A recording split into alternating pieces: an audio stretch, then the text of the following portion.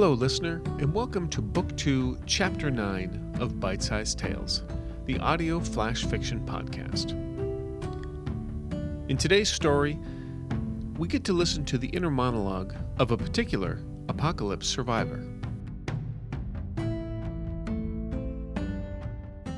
Gen X Doesn't Bitch About the Apocalypse, written and read by Chris Hussey. I'm not going to sugarcoat it. It was ugly. It was brutal and absolutely mind-bendingly horrifying. Of course, even those words make me feel like I am sugarcoating it. But what words can you use to describe the death of billions and the complete and utter collapse of everything you knew growing up? Now, on the bright side, it was over pretty quickly. Well, I say over in the absolute loosest sense possible. Technically, it's still going on. It appears there is no end to stories and reports of mass die-offs from the illness. The travelers and traders we encounter tell them every time, without fail. And of course, we can see and smell the haze from the fires that just never stop burning. But like anything else that's incredibly dangerous, you stay away from it until it's not. Or, if you have the right tools, aka firepower, or overwhelming numbers, you go in and solve the problem in a different way. Point is, the apocalypse hit hard and it hit fast. The illness was the first part. No lie, it was the scariest event, because the numbers of the dead racked up so quickly. Yes, it did start slow, but accelerated fast. Too fast for any governments or health agencies to keep up. I'd say which country it started in, but honestly, there are no countries anymore. Or countries in the sense of the maps with all the pretty lines and colors showing who lived where. Nobody gives a shit about that anymore. Hell, I barely gave a shit about it when it was a thing. Anyway, it spread fast and unchecked. Lockdowns did happen, but there was so much confusion it didn't make a difference. The military tried to maintain order, but they were just as susceptible as the rest of us.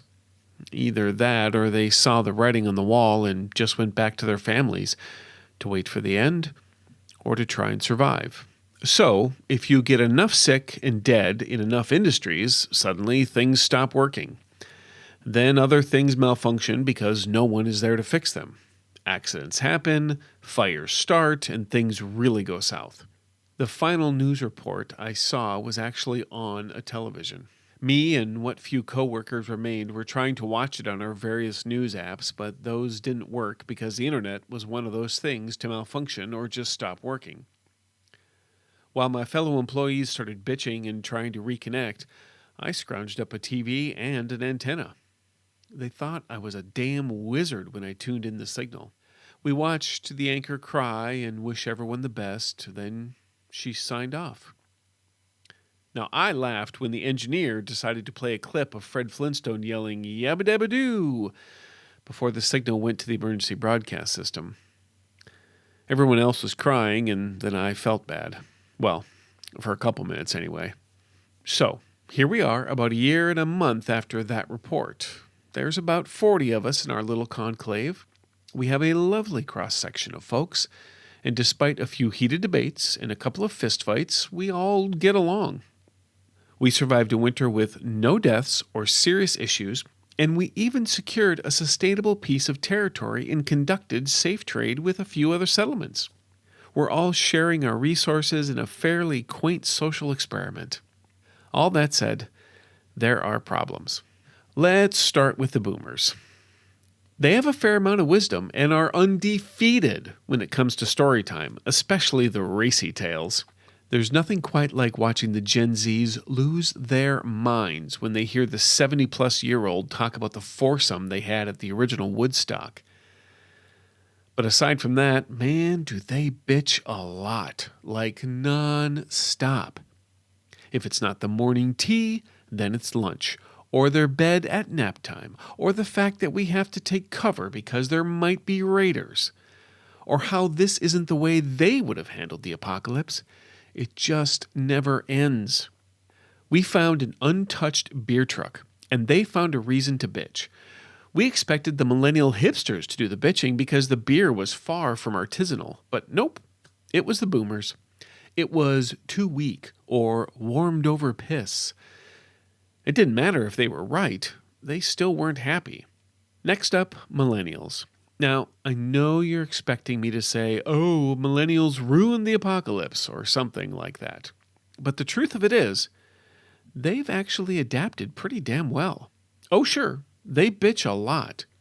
I can't tell you how many times I've heard complaints about no more lattes or who they might murder for some avocado toast, but they still get the work done. They also realize the tough choices required to survive now. Honestly, I feel if any generation can turn things around once we're gone, it'll be the millennials. So, despite being picked on relentlessly for ruining this or destroying that, millennials may actually end up saving us all. Or at least keep us from going extinct. Then there's Gen Z and younger. To put it bluntly, they're still in shock. We dealt with some absolutely horrendous shit in the beginning of the collapse. Made some decisions and taken some actions which you could argue might be war crimes. There was no hiding the horror. But despite all of that, or maybe because of it, they don't even seem to really acknowledge what is happening. It's no exaggeration that I see them using the solar chargers to get their phones back up and checking to see, just in case, there might be a post somewhere. Of course there's not. And if a generation can win in a bitching contest, it's these kids. They bitch about the cold, being tired, the food, the boomers. The list goes on and on. Are they lazy? Well, honestly, yeah. But not in some extreme way that would get you kicked off a reality TV show. They're just lazy like you might expect them to normally be.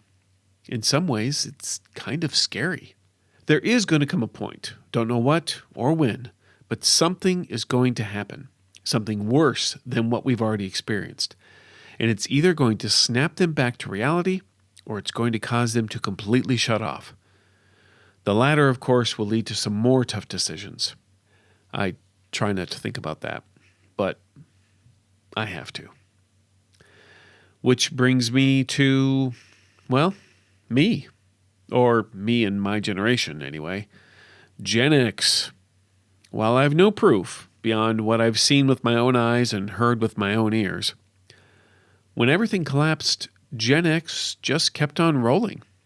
We got the supplies, got out of the way of danger, or led the charge right into the mouth of it, and made the tough calls when it came to forming small enclaves and keeping the peace. In short, we led. We stepped up when it was required and got shit done. And we didn't bitch. We were the absolutely angry and damaged adults that everyone thought we were as kids.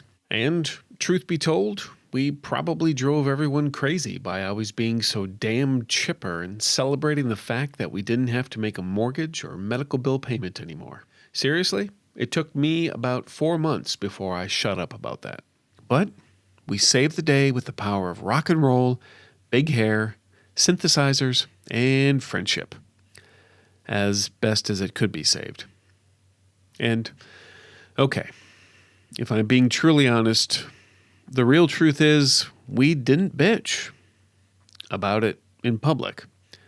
We'd get away from everyone and then cry and rage and, yep, absolutely bitch about everything that was happening to us and those we loved, or what we had to deal with, or how we were once again cheated by circumstance and denied yet one more time something we thought we deserved, but that was never ours to begin with.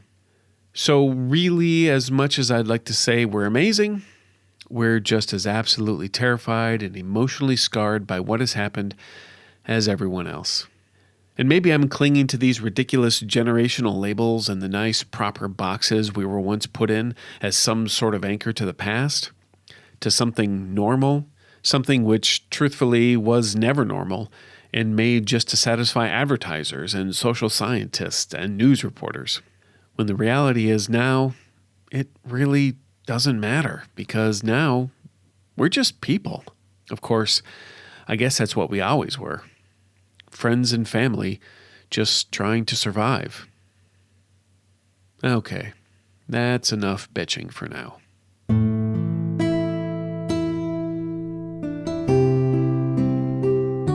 Author's note. So, this story is one of the few stories that I've written where I actually came up with the title first. For some reason, this title popped into my head. I don't even really remember why, but I thought it would be a interesting storyline to explore. And I had actually intended for it to be a bit funnier, but then as I was writing, I began to realize that maybe this is more of an emotional exercise of sorts, and a commentary on the whole idea of generational labels. Hope you enjoyed it.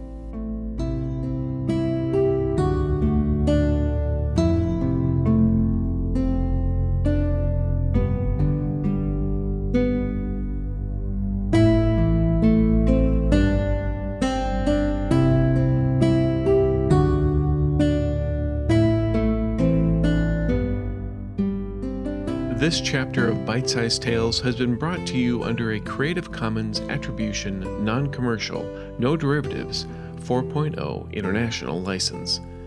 Intro and outro music is Fantasy Motion by Alexander Nakarada, provided under a Creative Commons 4.0 license. If you've enjoyed what you've heard today, we'd greatly appreciate reviews and recommendations to your friends. For more information about our authors, please visit bitesizedtales.com. We look forward to reading to you next time.